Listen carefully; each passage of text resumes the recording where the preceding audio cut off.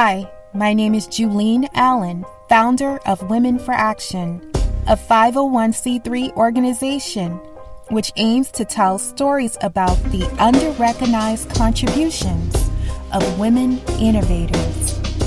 You're listening to Straight Talk, No Chaser, where you can tune into independent reporting and genuine conversations. This show also funnels stories from collaborative programs such as the Lean In Ohio 100 Women Interview Series. So Nichole, can you describe the kind of work that you do as president and CEO at the Women's Fund of Central Ohio?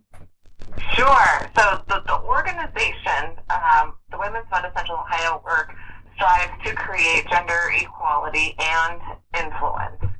So we do that through grant making, commissioning research, hosting programming, having educational communications, and then through advocacy that is done by convening the community to educate on specific issues, but also empower the individual to go forth and take action according to what they would like to do as their next best step.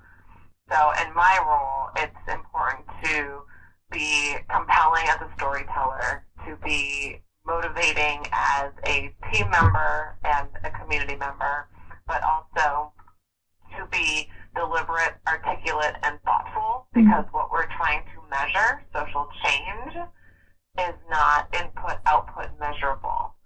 So it's really important that I take a perspective to not be reactive to day-to-day matters, but look at what is the long game, what is sustainable, and how can we get to the horizon, and hopefully in that process we create that change that will be sustained. Mm-hmm.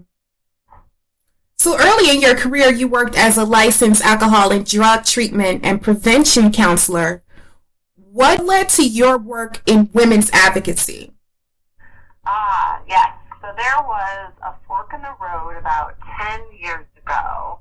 I was coming off the heels of doing coalition building here in Central Ohio.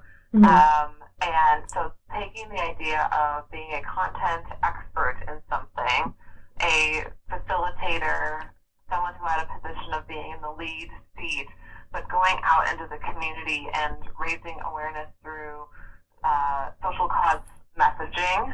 Sometimes it was marketing, so the grass tops, but also maintaining the grassroots, neighborhood to neighborhood, business to neighborhood, school to neighborhood, whatever it may be in that coalition dynamic.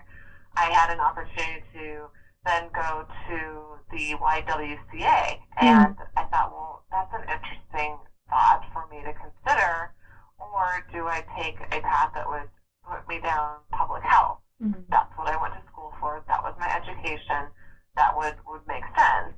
However, it was taking all of the transferable skills, wherewithal, intuition, what I innately believed in, and that is gender equality, investing in women and girls, and applying all of that content knowledge and career experience and just transferring it to representing the population that I could represent. Mm.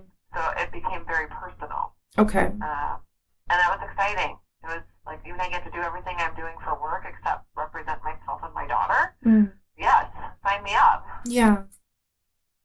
So one of the Women's Fund's areas of focus is confronting gender norms. Can you provide an example of how you are addressing this in your program? Mm-hmm. So, and what we're addressing really are rigid gender norms. What are the social norms effect on gender, and where is there an unconscious or implicit bias that is reinforcing norms, just by the definition unintentionally, to a point that they become rigid and there is no room for expectation. And so a norm is those things that we just do out of expectation, behavior pattern. They're either intentionally, deliberately taught, or it's just part of our society. A great example to share is when we recognize that self-esteem in girls peaks by age 8, but we also know that by age 6, there are studies that when given different story scenarios and who was the smartest person in the story, 3, it was all of a sudden the girls were saying the boys or the men in the story. But by age 5, the boys and girls would equally say boys or girls, depending on whatever they were thinking. And so when you say to a boy, at 8 years old on the ball field, you throw like a girl. Yeah. Somehow, right, that message and that one phrase, the boy is hearing, apparently that's not a good thing. Yeah. I'm not doing something that is strong enough, fast enough, big enough, bold enough. And they're hearing that message, and they're not being told that that's not okay, but they're being told that what I'm doing isn't okay, and it's not okay to be like a girl. Yeah. But on that same ball field or across the playground, there's a little girl that's hearing that too. And so it's in telling a story like this that I shared in the last minute, how can we share in presentations the language we use, the expectations that we unintentionally place on boys, girls, men, and women, and how that rolls up into the workplace. So often it's women are taught, especially with Lean In, be confident, be bold, be assertive, own that space, take that seat at the table.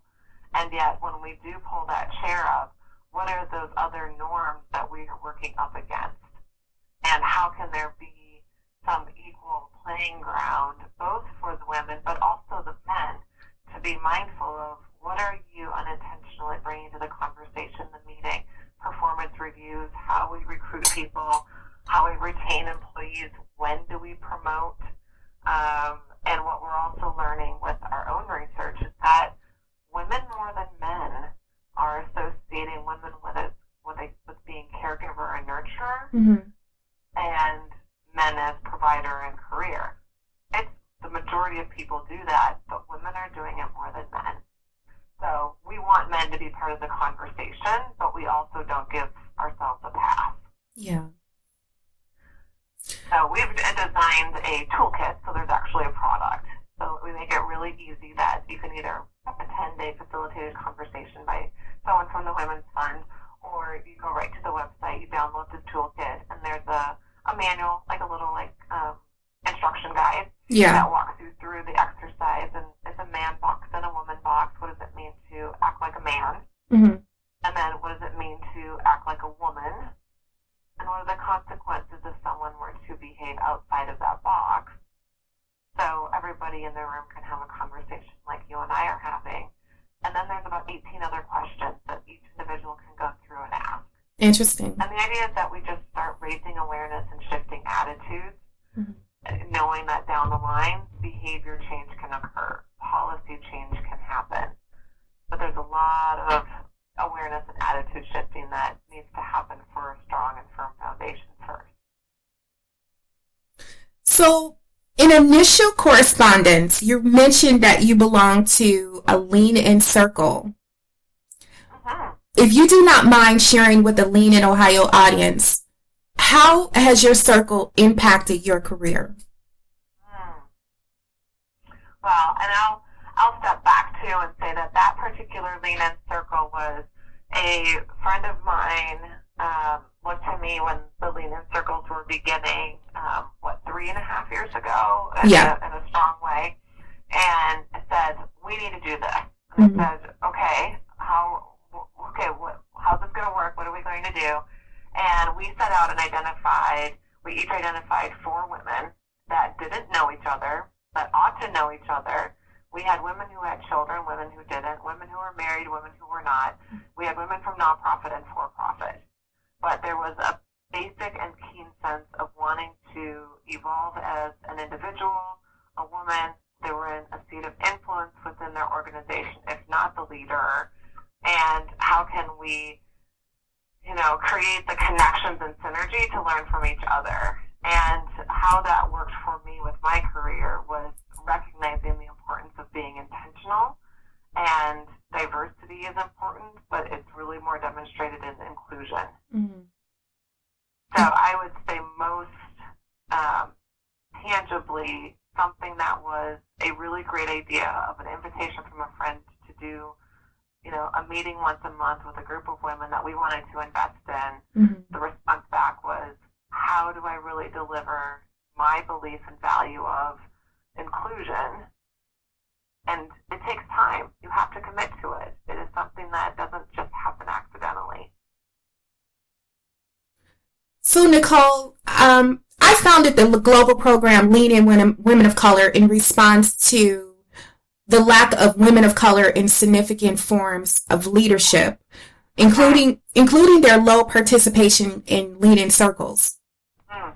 How does the Women's Fund deal with diversity and or intersectionality and making sure it is supporting those who have lesser access to resources so they have opportunities to climb? So at the Women's Fund of Central Ohio, we don't provide direct service programming. Okay. So for us, where we have put a commitment was 3 years ago with our research that we have stopped allowing us to say all women, or we don't stop at the average for women is this without following up to say that isn't average. Let's make sure that we understand that this means whatever the statistic on the fact is. For white women, it will be more than that. For women of color, let's talk equal pay, or women in leadership positions. We won't stop at the average. So in all of our communications, it is an imperative that we acknowledge, even with life skills for girls, what does this mean for girls that either live in this socioeconomic bracket or are of this ethnicity or race or of this education level. That's where we have made it we're building the muscle and building practice in how we communicate. So when we say the 19th Amendment, when women received the right to vote, no, that is when white women had the right to vote. I mentioned equal pay. So even on Equal Pay Day in April, that is an average. Let's not lose sight that and gloss over that we are branding and marketing and reinforcing something that isn't true for all women. Yeah. So I wouldn't so much say that we're able to offer, how are we empowering or providing access to, but our job is to be a capacity builder. We want to influence the conversation with a different lens of knowledge, so that way those that go forth and have the ability to go and do programming and service deliverables, such as our grant partners, they have a greater scope of reference that isn't about the all. But understanding the complexities that might face different women of different backgrounds and perspectives, and you'll have a better program. So tell us about an obstacle you've overcome as a leader. An obstacle, just one obstacle. Pick a time, right? The first one would be relocating to a new community. So I've been in Central Ohio I've been here for 15 and a half years. And in Minnesota, I was established as a leader in the field of alcohol and drug treatment and intervention, and it's also a recognizable name where I came from. But to have to position myself without any equity in the community was number one. And actually that was probably one of the easiest, and I have been able to leverage that as a strength and an asset because I don't have history. And that probably came after about 7 or 8 years where I had my professional reputation and my work could speak for itself. But at the same time, in the beginning, it was, okay, it's how often am I introducing who I am and where I came from and where do I fit in how you perceive me and navigating the community. Yeah. The other piece of obstacles is balancing the ability to manage and lead both a board of 25 women on our board of trustees. I'm a manager and leader of a team. There are donors and stakeholders in the community that I hold myself accountable to and are responsible to, and yet I need to lead them. So a lot of obstacles are about managing competing priorities, interests, ideas, but at the same time maintaining being a consensus builder at the core. Mm. Acknowledging, where is this individual coming from? And one of my core values has been able to come back to my counseling background is this conflict, is the tension that's being experienced either with an individual, a group, or a topic coming from a place of fear, meaning we want to resist it and reject it, or love, we want more of something, we want to be a part of it, and it's bigger, faster, more, which is great. I'd much rather temper a flame than try to start the fire. But in the beginning, now that I've been in this organization for 8.5 years, the beginning was tough. Yeah. It's tough. Yeah. Because where's the trust? Where's equity? Where's their point of reference of history?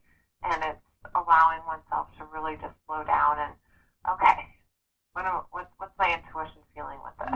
How do I ask questions that feel that it's productive in moving an issue, a topic forward, without feeling that there has to be a decision that is conclusive and exact. And so what advice would you give yourself at the start of your career? To continuously make connections, build relationships for no other purpose than investing and being curious in someone else. So you say continue to make connections. Was that something that you did not do, or can you elaborate? It's been helpful. It's something that I think has been able to come, I don't want to say easy, but it was one of the gifts of relocating to a new community and how accessible individuals were to take a meeting. And the art of being intentional and curious about others when you don't have an agenda, when you're not making an ask. So if I were to call you out of just you believe in women's leadership, you represent Lena in Ohio, tell me about this. I believe in women's leadership. So Jolene, please, will you take half an hour, let's have a cup of coffee, and at the end of it I say, what can I do to help you do your work? So as a young person, how can there be more of an offering to make a connection to those that are ahead of you instead of always looking for the, can you introduce me? I'm looking for a job. Can you look at my resume? There's a way to just shift it one channel to say, who do I want to be in the room with? Who do I aspire to be like? And make that list of attributes and values and seek out individuals like that if I want to be around women leaders who make decisions from a values perspective, who are smart, who have an ability to fundraise, whatever those three things are that you want to aspire to be like in your own personal brand. You write those things down and then start identifying individuals that emulate those things. And then that's where asking that same question, hey, these are three things that I aspire to achieve in my career. Who is it for you? How do you describe yourself? And it adds to a much richer conversation than just networking for the sake of interview practice. Well, Nichole, those are all the questions I have for now. Thank you very much for taking your time out to interview with me. Oh, fantastic. I appreciated the invitation. You can subscribe to my weekly podcast at straighttalk.womenforaction.org and never miss a Straight Talk interview. Tune into Straight Talk, No Chaser.